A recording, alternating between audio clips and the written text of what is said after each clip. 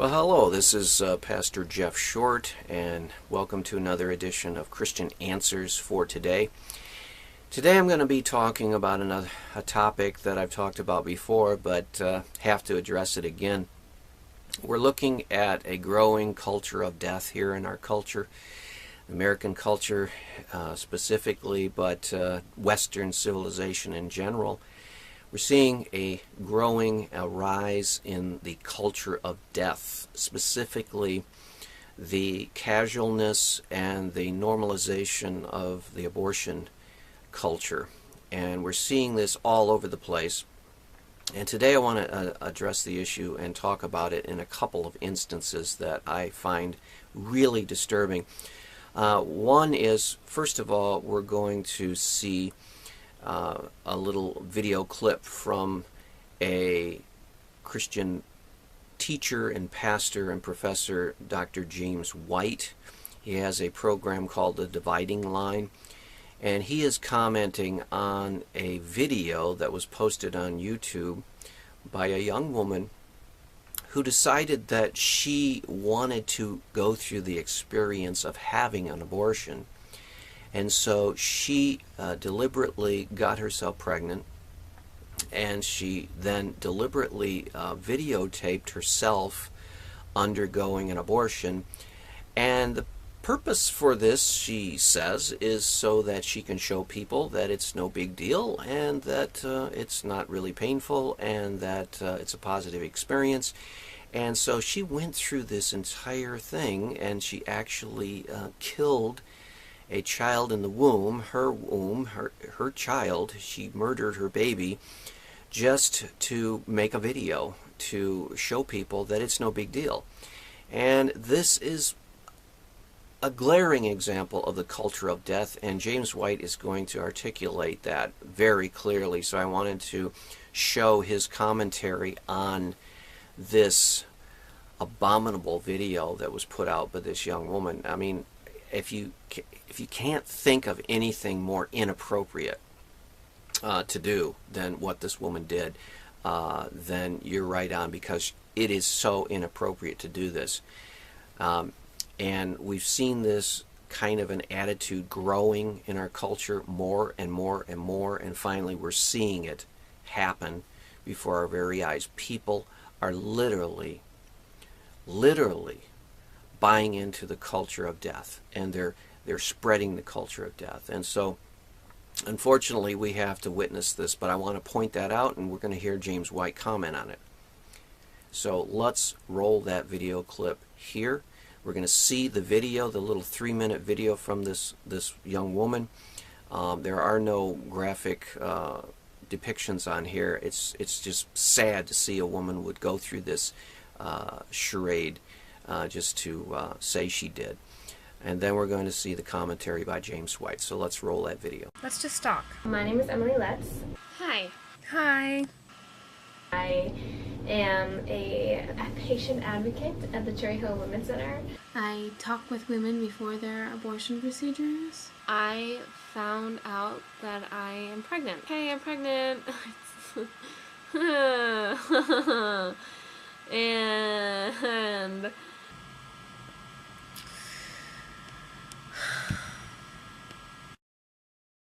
so I'm pretty early. I'm not ready to have children. Yeah, I'm going to be having an abortion tomorrow morning. What I need you to do is raise up the back of your gown. Okay. Now let's see right there, the edge of the table. Okay. I'm lucky because I feel completely like comfortable with the decision. I'm supported by everyone. I'll be by your side the whole time doing the procedure for you. Hand to hold. I'll be here. I just want to share my story. To show women that there is such thing as a positive abortion story. I got a lot of hands. Yeah, right hand. Yeah, a lot of support. Pretty lucky girl. You pass it on. Yeah, that's exactly what I want to pass That's this the on. important part. Oh, lucky girl. You deserve it. You deserve it. Everyone deserves it. Here comes one nice deep breath in. That's a good thing. In and out. Okay, here comes a cramp. Deep breath. Blow it out. I am strong. Okay.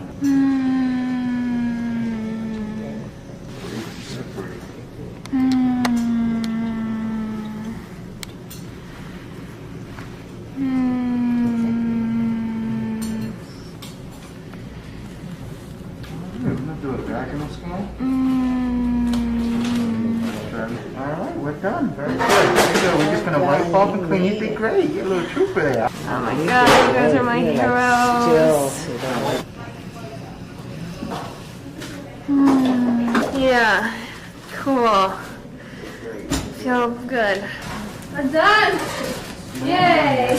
Ready? Yep. All right, we out of here. Thank you. It is about a month and a half after the procedure now.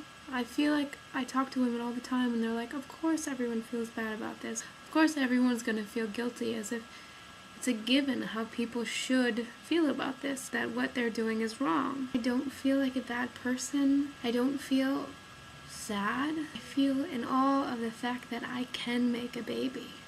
I can make a life. I knew that what I was gonna do was right, because it was right for me and no one else. I just want to share my story. Given the sort of explosion into the minds of most of us of a video, many of you have not seen it by your own choice. That's understandable. But a very brief, if I recall correctly, about 3-minute video by a woman by the name of Emily Letts.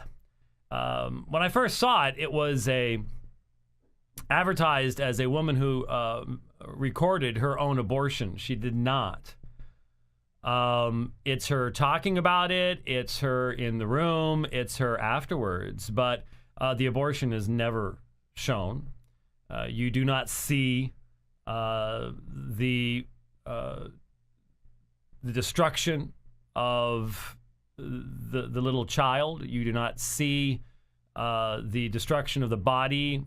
You do not see body parts floating around in bloody matter. None of that's shown. All you have is smiling people, and everyone's happy.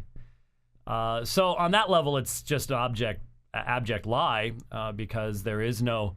There are plenty of places online you can go to actually see an abortion, as far as what results, and see ultrasounds and things like that. It's a horrible thing. It's a terrible thing, but those are the facts, and that's just the way it is. But that's not what this is.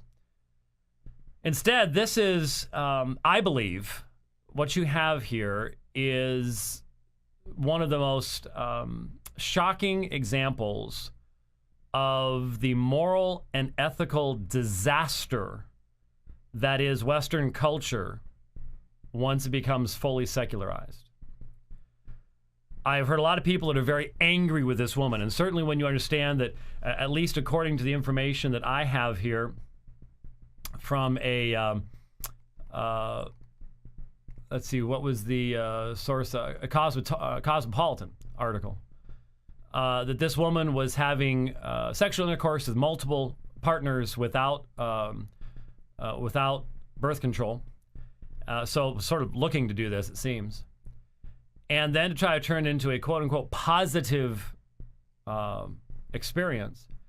But again, what I think we see in this, and listen to this, folks, 219,000-hour-old person. 219,000 hours. That's how long she's been on this planet. It sounds different than years, doesn't it? What if only 219,000 hours ago, her mother had chosen to do what she did? See, she's 25 years old. Oh, okay, 25 years old. That's only 219,000 hours. She is, in my opinion, the absolute perfect example of the result of the final secularization of Western culture. You see, my parents, I'm pretty much the exact age of being her father. She's the same age as my daughter. And so the secularization process really took off. It had begun before this, but it really took off after World War II. Many people come back from war. We certainly see this in Britain and other places in Europe. War not only breaks things, it damages people. And I think that's why Europe has been ahead of us in this decline, but certainly we had plenty of veterans that came back that were very damaged as well. And for some reason, certainly the generation before mine still had a deep respect for a biblical worldview. But the communication of that biblical worldview and respect for it diminishes with each generation, so that there is not nearly as much communication to my generation, and even less to the next generation, including Emily Letts. And so what we're now seeing is a fully secularized generation where the parents of these individuals are themselves secularized, but they still had some remnants. And there were still remnants in the schooling. There certainly was in my schooling. But now we're really getting to start seeing what the religion of Darwinism, the religion of secularism, what the result of it is.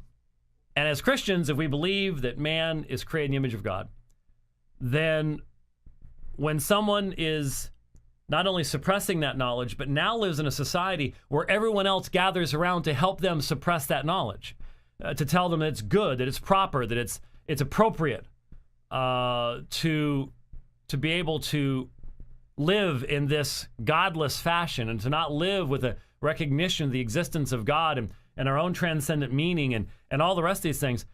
Now you've got this next generation, and what you're seeing when you listen to this woman's moral and ethical disaster, it's not just confusion. It is a moral and ethical nightmare flowing forth from her mouth. That's the future of Western culture.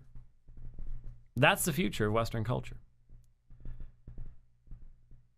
So let me just play you a brief section here. I'm not concerned to play the whole thing, but most everyone has noted the same thing toward the end of the video. Listen as a human being made in the image of God, who thankfully survived in her mother's womb. And by the way, in everything I've read about this and listened to her, this woman has somewhat of a God complex. She's going to talk about creating life and so on and so forth here. And I'm going to point out the inherent contradiction, what she just did in light of what she says. But the point is, her partners were irrelevant to her.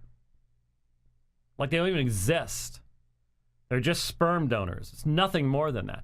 You truly have the utter degradation of human sexuality, male-female relationship, all of that. It's just what animals do. This is like I said, this is the end result. This is the logical conclusion of believing that man is simply the result of cosmic chance.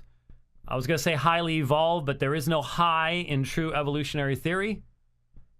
It's just complexly evolved, I guess, something along those lines. This is the result. She doesn't care if she's committing fornication. Doesn't matter if the guy is married, not married. Marriage is irrelevant. That stuff's irrelevant. You know, there's no right, there's no wrong. That's what we're up against. But let's just catch the last little section here and observe the amazing moral confusion of the modern day American. You know, it would help. It's plugged in. Let's try it again.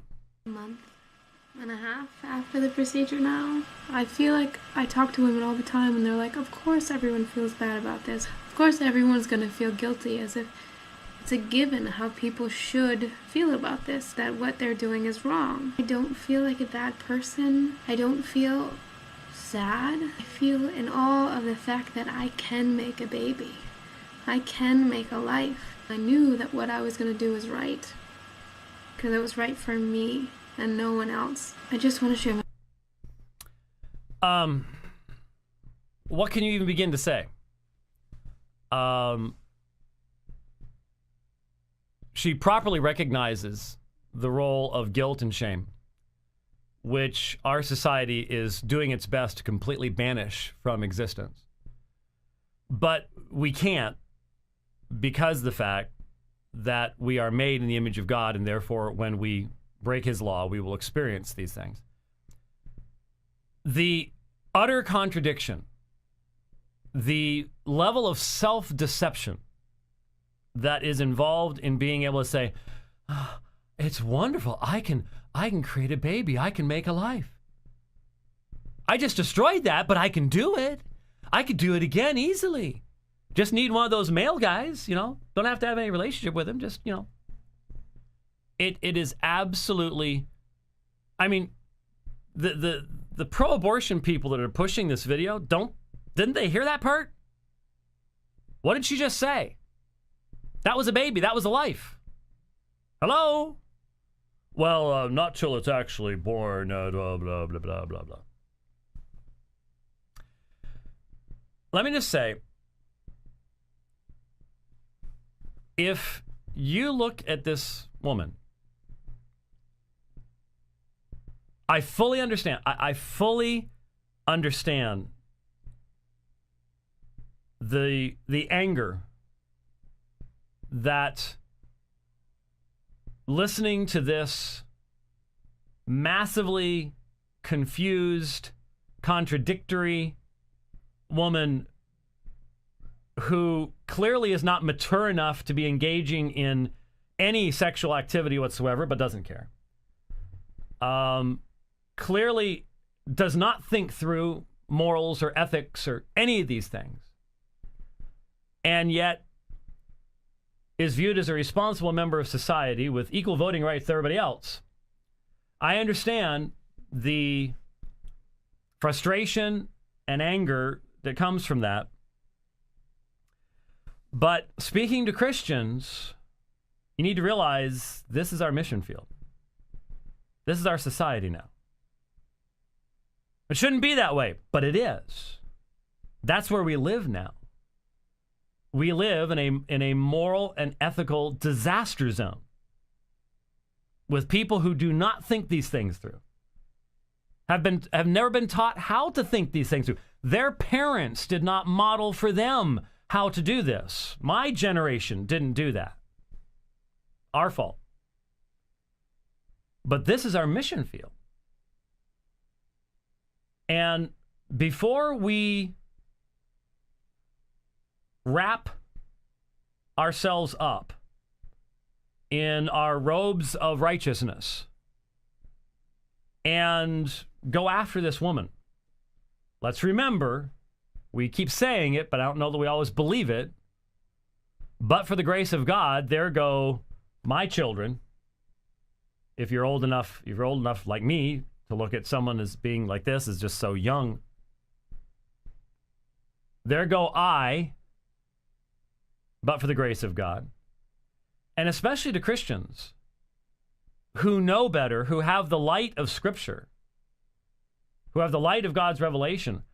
When we sin against that light, how is that not even worse than someone who clearly has nothing but a secular worldview? Oh, she should have known better. Again, this is the new American. This is the new face of pagan America. And that's what we have to deal with. And if we hate the people who are our mission field, we're probably not going to do much to try to reach out to them. So once again, we are forced to consider how we communicate, what we communicate, to be able to communicate with clarity. Because these people, yeah, they're still made in the image of God. But when you've spent all your years in education being told that you're not creating the image of God, that there is no law, there is no morality, there is no ethics, it's just how you feel, you get to define all of it. when your entire worldview has been you're in the center and everything else is outside of that. Well, can you see now why not only theology matters, but unless it is an act of the Spirit of God, you can't get through that. You can try all of your little programs and methods and all the rest of that kind of stuff. Won't make any difference. You can't get through that. It takes the Spirit of God to change a person's worldview and take them out of the center and put himself in the center so that you can actually relate to the world in an appropriate fashion and hence actually think about morality and ethics and have a consistent framework in which to do so. So it's tragedy. It's sin. It will bring judgment. There's absolutely no question about any of those things. But I have been, I confess, somewhat taken aback or disappointed at how many of us properly and righteously angered over the destruction of this unique, never to be repeated child. Might have been the next Beethoven. Might have been the next Bach or Mozart or great medical mind. Will never be repeated. That blessing of that unique individual, this world will never know. Murdered. Offered on the altar of convenience. No question about that. No question about that. But at the same time, I've been concerned that the response of many people has been just simply one of not recognizing that unregenerate people act like unregenerate people. And that's the result. Absolute moral and ethical chaos. Mishmash.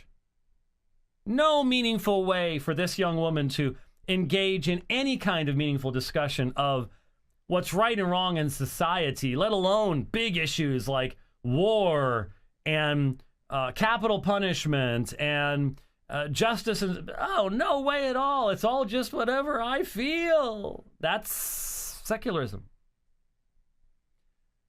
And the secular state loves folks like this because they'll just do whatever they're told.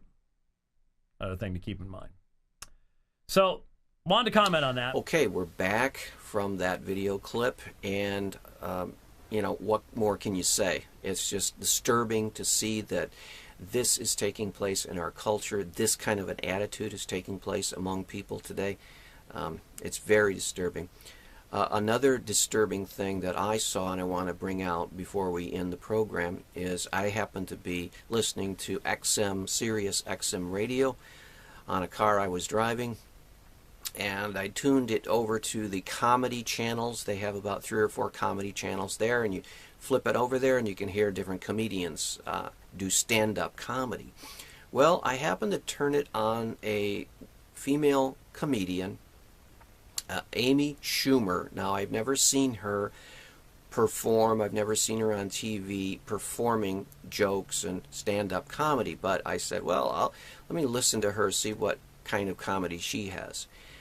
I couldn't believe what I was hearing. Amy Schumer, this stand-up comic, was actually making jokes about abortion. She was actually telling abortion jokes, and people in the audience were actually laughing at abortion jokes. And she was telling the most absurd abortion jokes. For example, this was all, I just happened to tune in on the comedy channel for the XM Sirius radio, and she was on in a little segment, audio segment, of a stand-up comic routine that she had performed in front of a live audience.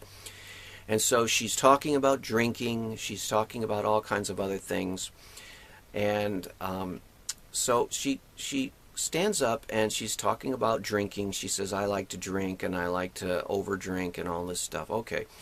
Then she says, oh, and by the way, I haven't told anyone yet, but I'm drinking for 2. And people start clapping because basically she's saying that she's pregnant. And she says, I haven't announced this yet, but she says, I'm pregnant. But then she goes, for now at least. And the audience starts laughing. And she says, oh, and someone's going to be evicted soon. And the audience is laughing. So she's made 2 jokes about abortion. And then she goes on. She's talking more about abortion. She says, when a friend of mine becomes pregnant now, I'm not sure whether to, she said, I'm not sure whether to congratulate them or to offer them a ride someplace. A reference to taking them to the abortion clinic. Again, jokes about abortion. Can you believe that? That anyone would have the audacity to stand up in front of people in a comedy situation and joke about abortion? I mean, even if you are pro-choice and pro-abortion, don't you see how inappropriate that is? Don't you see how awful that is? How terrible that is? I mean, can you imagine from the perspective of God in heaven how offensive this is when someone who is murdering their own child is going to joke about it? I mean, there are criminals who do bad things. There are criminals who do awful things. But to joke about what the awful and terrible and cruel things you do, I mean, that is really bad. That is super bad taste. But it didn't even end there.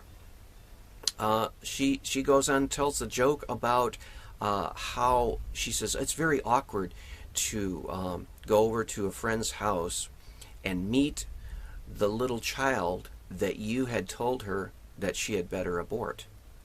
Because she said, the children know, the children always know.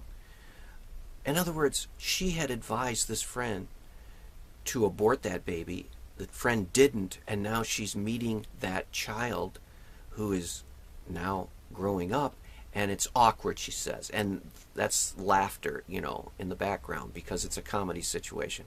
So here is this Amy Schumer, this comedian, who thinks that it is okay to joke about abortion.